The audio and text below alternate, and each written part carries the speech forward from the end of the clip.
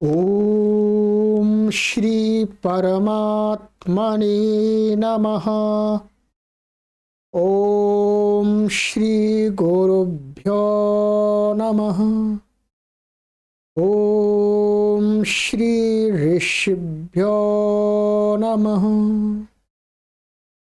ओम सहना ववतु सहनौ भुनक्तु सह वीर्यं करवावहै तेजस्विनावधीतमस्तु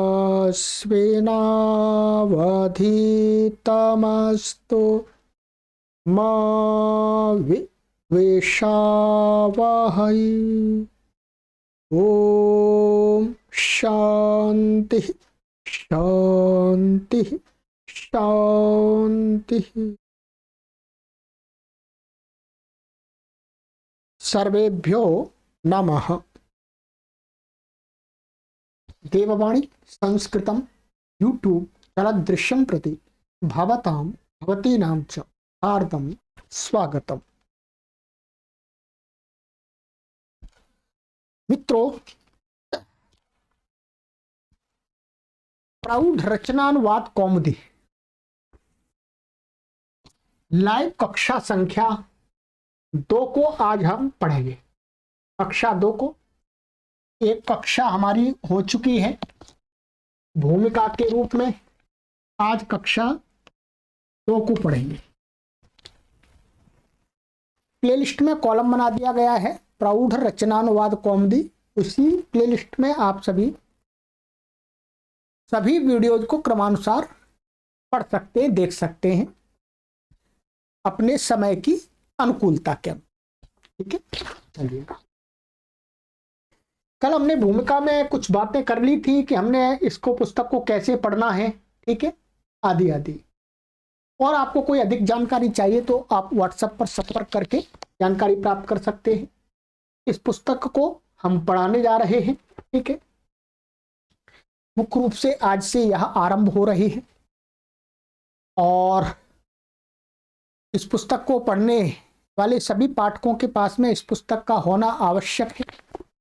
आप इस देववाणीसंस्कृतम.com से इस पुस्तक को ऑनलाइन अवश्य प्राप्त कर लें अथवा आपके आसपास जहां मिले वहां से आप ले लें। यदि आपके पास में पहले से है तो फिर आपको लेने की आवश्यकता नहीं है। चलिए, तो मित्रों, ये पुस्तक है प्रौढ़ रचनानुवाद कौमुदी। और इस पुस्तक को हम कब पढ़ते हैं? जब रचनानुवाद कौमुदी को हम पूरा पढ़ लेते हैं तब ये समझ में आती है।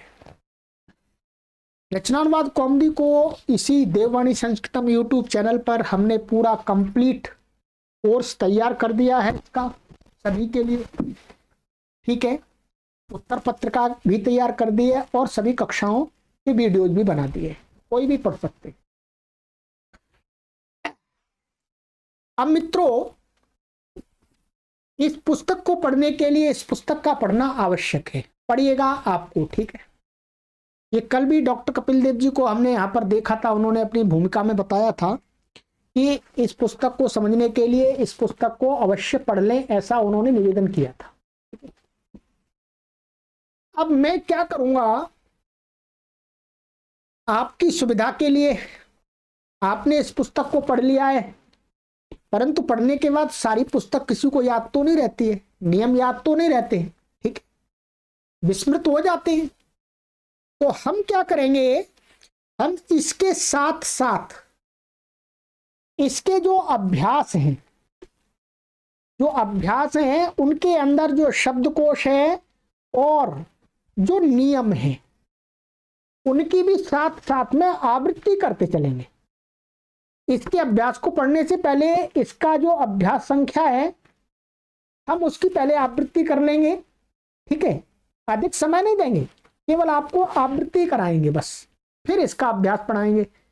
मानिएगा हमें इसका पहला अभ्यास पढ़ना है तो हम पहले इसका पहला अभ्यास को एक बार अवलोकन कर लेंगे, ठीक है। कि पहले अभ्यास में रचनानुवाद कौमुदी में डॉक्टर कपिल देव जी ने क्या क्या पढ़ाया है। फिर उसके बाद में इसको पढ़ेंगे, फिर इसको डिटेल से पढ़ेंगे, ठीक है। इससे आपको पढ़ने में सुविधा होगी। आपने इस पुस्तक को पढ़ लिया है तब आपको ये इस पुस्तक को पढ़ने में आसानी हो जाएगी। ठीक है, ये नियम निरंतर आगे चलता रहेगा। ठीक है, चलिएगा। और धैर्य पूर्वक पढ़ना है, कोई जल्दी नहीं है कि इसको 1 महीने में पढ़ना है, 2 महीने में पढ़ना है, इसको काफी लंबा समय लगेगा। निरंतर हम इसका कोर्स बना देंगे पूरी पुस्तक का। ठीक है, जो किसी भी ऑफलाइन या ऑनलाइन प्लेटफॉर्म पर कहीं नहीं पढ़ाई जाती है। ठीक है, तो पढ़नी चाहिए, पढ़ानी चाहिए, तो उसके लिए हम कटिबद्ध हुए हैं।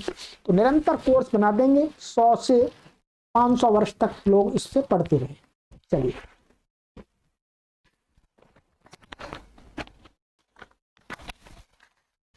तो आइएगा, पहले हम इसका प्रथम अव्यय, मैंने कल आपको कक्षा में बता दिया था, ये सामान्य चीजें जो आवश्यक निर्देश थे। ठीक है, ये आपको आवृत्ति करा दी थी। अब हम रचनानुवाद कौमुदी ये देखेंगे। रचनानुवाद कौमुदी में देखेंगे कि रचनानुवाद कौमुदी के प्रथम अभ्यास में डॉक्टर कपिल देव जी ने हमको क्या क्या पढ़ाया। ठीक है, देखिएगा, ये शब्दकोश पढ़ाया था। शब्दकोश में उन्होंने, मैं आपको बताता जाता हूं, शब्दकोश में उन्होंने हमको पढ़ाया था, का में सह माने वाह, तव माने वे दोनों, ते माने वे सब, भवान, भवान ये आप पुल्लिंग, आप भवान का अर्थ है आप, और ये पुल्लिंग में है। ठीक है, भावती आप ये स्त्रीलिंग में है। ये सर्वनाम शब्द हमने पढ़े थे। ठीक है, और रामः राम, ईश्वरः ईश्वर या स्वामी, बालकः बालक, मनुष्यः मनुष्य, नरः मनुष्य, ग्रामः गांव, नृपः राजा, विद्यालयः विद्यालय। ये शब्दकोश था, ये संज्ञावाची शब्द थे। ठीक है, ये शब्द थे आपके। और इसके आगे कुछ धातुएं थी, भू माने होना, पठ माने पढ़ना, लिख लिखना, हंस हंसना, गम जाना। ठीक है, और आगम माने आना। ये धातुएं इसमें पढ़ाई थी हमने, ये इच्छा धातुएं थी। गा अव्यय होते हैं, गा में अत्र माने यहाँ, यह माने यहाँ, यत्र माने जहां, तत्र माने वहां, उत्र माने कहां, व माने कहां। तो ये शब्दकोश था रचनानुवाद कौमुदी का। ठीक है, अब इसके आगे यहां पर नियम पढ़ाए थे, 6 नियम इसमें पढ़ाए थे इस अभ्यास में, ध्यान दीजिएगा। ठीक है, यदि आपको ये नियम यहां पर स्पष्ट होंगे तभी आपको प्रौढ़ रचनानुवाद कौमुदी के प्रथम अभ्यास के नियम समझ में आएंगे, अन्यथा नहीं आएंगे, ये ध्यान रखेंगे। ठीक है, पहला नियम था, प्रथमः नियमः, कर्ता के अनुसार क्रिया का वचन और पुरुष होता है। जब भी कोई वाक्य बनाते हैं तो उसमें क्रिया का कौन सा, जो क्रिया का पुरुष और वचन क्या होना चाहिए, तो कहते हैं जो उसका वाक्य का कर्ता होता है, तो क्रिया का कर्ता होता है, उसके अकॉर्डिंग वचन और पुरुष होते हैं। ठीक, जैसे सह पठती, कर्ता प्रथम पुरुष एक वचन है, तो क्रिया भी प्रथम पुरुष एक वचन होगी। तो वही यहाँ पर बता दिया उन्होंने। द्वितीय नियमः, भवत, आप, भवत का अर्थ होता आप, शब्द के साथ सदा प्रथम पुरुष आता है। भवत शब्द का प्रयोग हम सामने वाले व्यक्ति के लिए करते हैं, मध्यम पुरुष के लिए, परंतु भवत शब्द जब उसका प्रयोग करेंगे सामने वाले के लिए, मध्यम पुरुष के लिए, तो क्रिया मध्यम पुरुष की नहीं आएगी, किसकी आएगी, थर्ड पर्सन की, प्रथम पुरुष की। ठीक है, ये नियम हमने पढ़ा था। तृतीय नियम, तीनों लिंगों में धातु का रूप वही रहता है। अर्थात क्या होता है, जो संस्कृत में जो धातु रूप होते हैं उनके लिंग नहीं हुआ करते, वचन और पुरुष हुआ करते, लिंग नहीं होते। इसलिए कर्ता किसी भी लिंग का हो, क्रिया पर कोई प्रभाव नहीं डाल सकता। लिंग का, वचन का और पुरुष का प्रभाव डालता है। ठीक है, तो तीनों लिंगों में एक जैसा ही होता है। चतुर्था नियमः, कर्ता में प्रथमा होती है हमेशा, और कर्म में द्वितीय। माने कर्ता में हमेशा, माने अभी बताएंगे कि जो कर्तृवाच्य होता है उसके कर्ता में हमेशा प्रथमा होती है, और कर्म में द्वितीय होती है। ये एक्टिव वॉइस का बता रहे हैं, कर्तृवाच्य का। कर्मवाच्य में तो नियम अलग है, वो आप इसमें पढ़ेंगे अभी। चलिए, ये हुआ आपका पंचमः नियमः।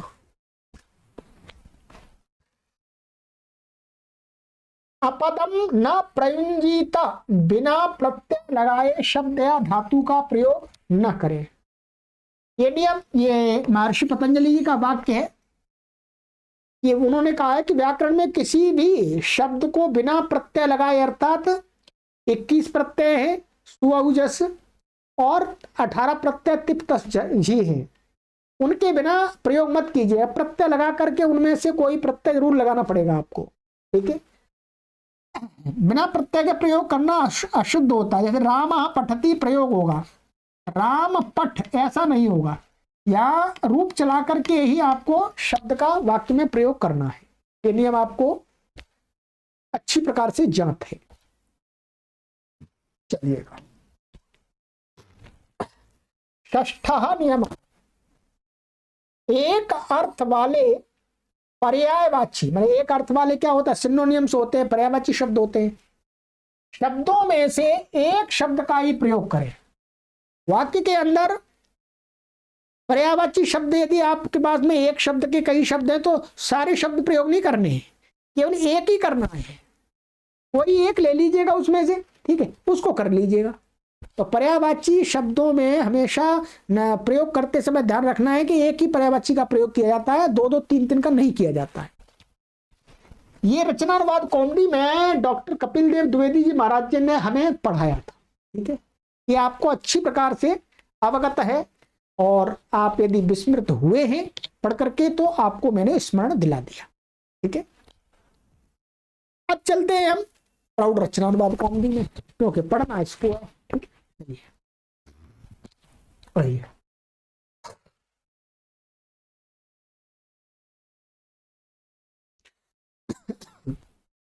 ये ध्यान देंगे,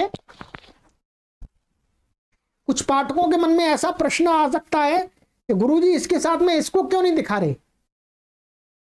तो ऐसा है, इसमें जो भी कुछ आया है वो सारा कुछ इसमें आ चुका है। माने इसमें जो भी कुछ है वो सारा कुछ इसमें है, और एक्स्ट्रा इसलिए इसको करा रहे हैं, इसको नहीं कराएंगे, वो सारा इसमें ही आ जाएगा, आवश्यकता नहीं है इसकी, ठीक है। तो किसी को कोई शंका हो कि गुरुजी इसको भी कराएं, तो इसकी कराने की कोई आवश्यकता नहीं है, क्योंकि सारा कंटेंट इसका इसमें है। चलिएगा, प्रथमः अभ्यासः,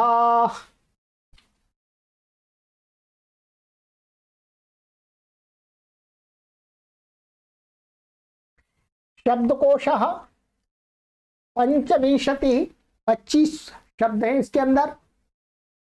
व्याकरण, ये व्याकरण भी, इसमें व्याकरण भी पढ़ेंगे, ग्रामर भी पढ़ेंगे, ठीक है। प्रत्येक शब्दकोश में 25-25 शब्दों को ये पढ़ाएंगे नए नए, ठीक है। अब इसमें थोड़े से ऊपर लेवल के शब्द होंगे, सिंपल नहीं होंगे, ठीक है। चलिए आइएगा, देखते हैं। हाँ, राम, राम, राम तो भगवान का नाम है, इसलिए उन्होंने फिर दोबारा ले दिया। रामा तो हर जगह आता है, ठीक है। और राम किसी व्यक्ति का नाम भी होता है। पातोत्पाता, देखिए ये नया शब्द है।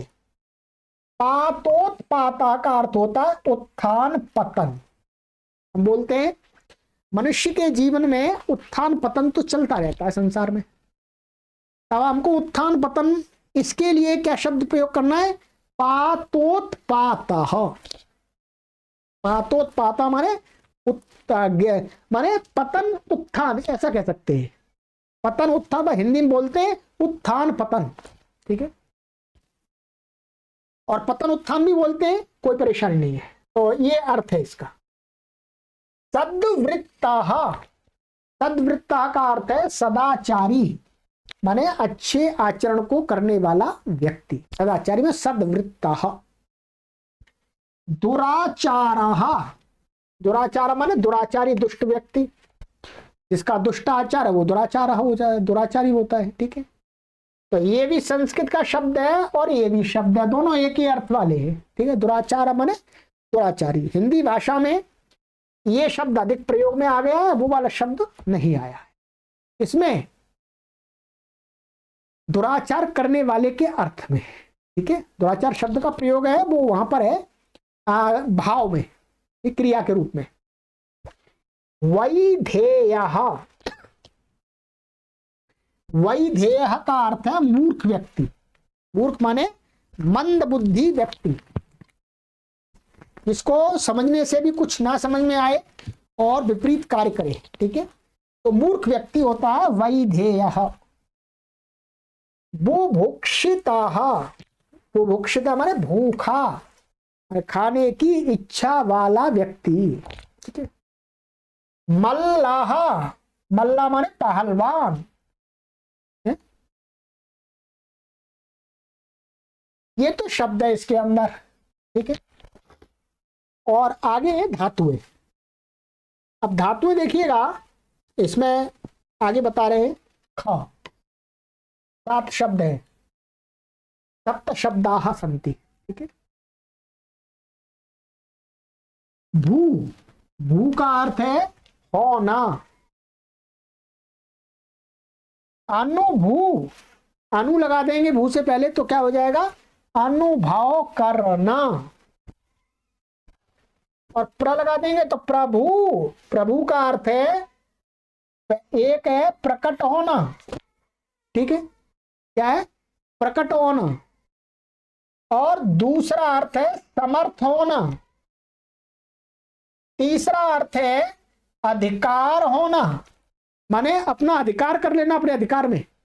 ठीक है, चौथा अर्थ है बराबर होना, माने बराबर होना, माने सम होना।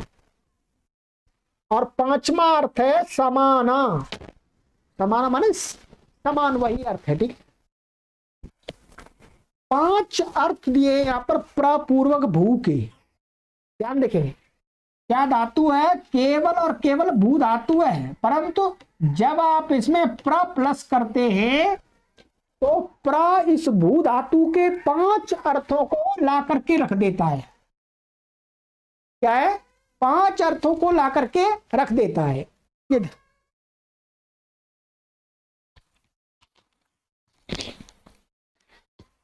तो प्रपूर्वक भू से इतने अर्थ निकल के आते हैं। ठीक है, इतने अर्थों को निकालना ये किसका सामर्थ्य है, ये उपसर्ग का सामर्थ्य होता है। ठीक है, चलिएगा अब है परा भू, माने परा उपसर्ग है और उसके बाद में भू धातु है परापूर्वक। तो परा भू का अर्थ होता है हराना, पराजित करना। ठीक है, परिभू, परिभू का अर्थ है तिरस्कृत करना, तिरस्कार कर देना। अभिभू, अभिभू का अर्थ भी हराना होता है, पराजित करना अथवा दबाना। जैसे पक्षी आदि होते हैं अपने पंजों में, छोटे पक्षियों को दबा लेते हैं, बाज आदि होता है, तो वो दबाना होता है, अथवा किसी चीज को दबा देना, ऐसे अभिभू उसका भी अर्थ होता है। अथवा सबल निर्बलों को दबा देते हैं शक्ति के माध्यम से, तो वो भी अभिभू अर्थ होता है, अभिभू धातु का। ठीक है, और संभू, सम प्लस भू, तो संभू का अर्थ होता है उत्पन्न होना। ठीक है, अथवा संभव होना, एक अर्थ ये भी संभव, पॉसिबल। ठीक है, उद्भू, पैदा होना, उत्पन्न होना। आविर्भू, प्रकट होना। तिरोभू माने छिप जाना, तिरोभू ने अंतर्धान हो जाना। प्रादुर्भू, जन्म लेना। अब देखिएगा, यहां तक, यहां से लेकर के यहां तक भू धातु का ही प्रयोग दिखाया है। भिन्न भिन्न उपसर्गों को लगा करके अथवा कर्म प्रवचनीय संज्ञक लगा करके, जैसे ये आविर है, तिरो, तिरस है, ये क्या है, ये उपसर्ग नहीं है वस्तुतः। ठीक है, तो इनका उपसर्ग पूर्वक और क्या है, कर्म प्रवचनीय संज्ञक पूर्वक, क्या है इनका, इतने अर्थ हो जाते हैं भू धातु के। अभी सभी तो नहीं दिखा दिए, पर काफी दिखा दिए इन्होंने। ठीक है, अब आपको ये ध्यान रखना होगा, आपको ये याद करना होगा, याद माने समझना होगा कि भू धातु के इस उपसर्ग पूर्वक ये अर्थ होता है, इस उपसर्ग पूर्वक ये अर्थ होता है, इस उपसर्ग पूर्वक ये अर्थ होता है। ठीक है, चलिएगा। अर्ह, अर्ह ये धातु है, अर्ह का अर्थ होता है योग्य होना, माने किसी कार्य के लिए योग्य होना, ठीक, किसी कार्य को करने के लिए, पढ़ने के लिए, कुछ भी करने के लिए योग्य होना। और परिहस, परिहस का परिपूर्व हस है हंसी करना, हंसी करना और मजाक करना। एक हंस का अर्थ होता है हंसना, और परिपूर्वक हंस का करेंगे तो परिहास करना, मजाक करना, किसी की हंसी उड़ाना, बोलते हिंदी में हंसी उड़ा दी, ऐसा हंसी उड़ती नहीं है।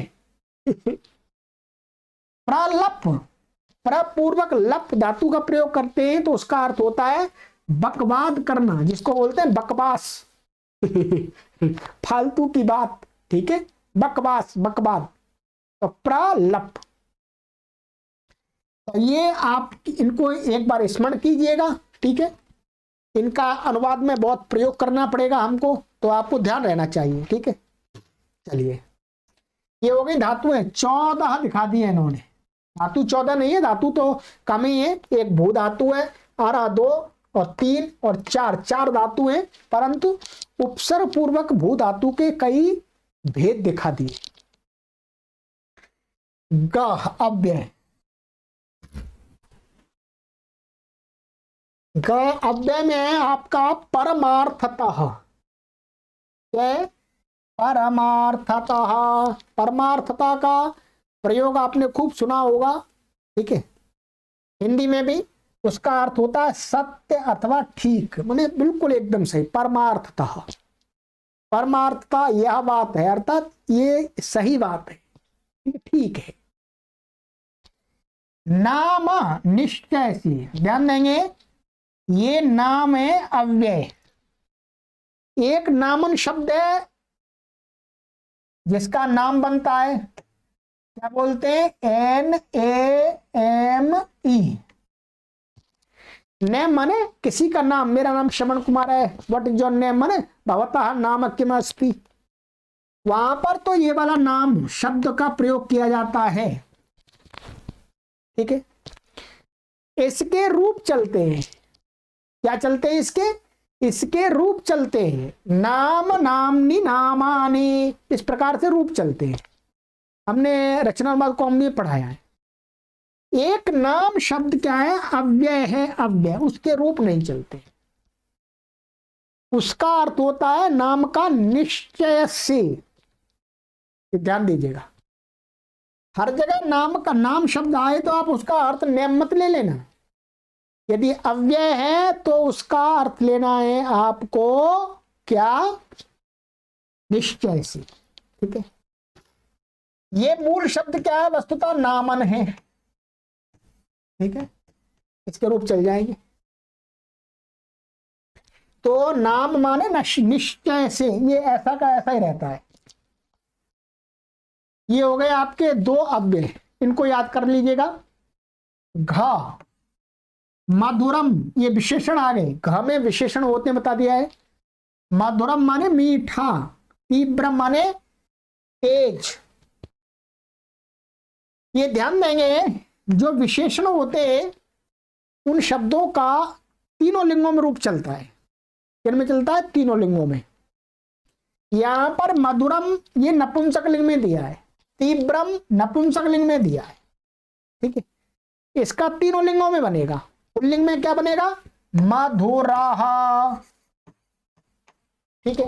ये किसी पुल्लिंग विशेष्य का विशेषण बनेगा तो मधुरा बनेगा, और स्त्रीलिंग में क्या बनेगा, मधुरा, मधुरा, ठीक है। ऐसे ही तीव्रम का पुल्लिंग में तीव्राः, स्त्रीलिंग में तीव्रा। तो यहां पर ये सभी तीनों लिंगों में नहीं दिखाएंगे, नपुंसक लिंग को सामान्य लिंग माना गया है, ठीक है। तो यहां नपुंसक लिंग दिखा दिया, इसका मतलब ये पुल्लिंग में तो ऐसे चलेंगे, स्त्रीलिंग में तो ऐसे चलेंगे, ये हमें अपने आप समझना होता है, ठीक है। चलिएगा, तो ये हो गया मित्रों। इसको शब्दकोश को आपको अच्छी प्रकार से स्मरण करना होगा, ठीक है।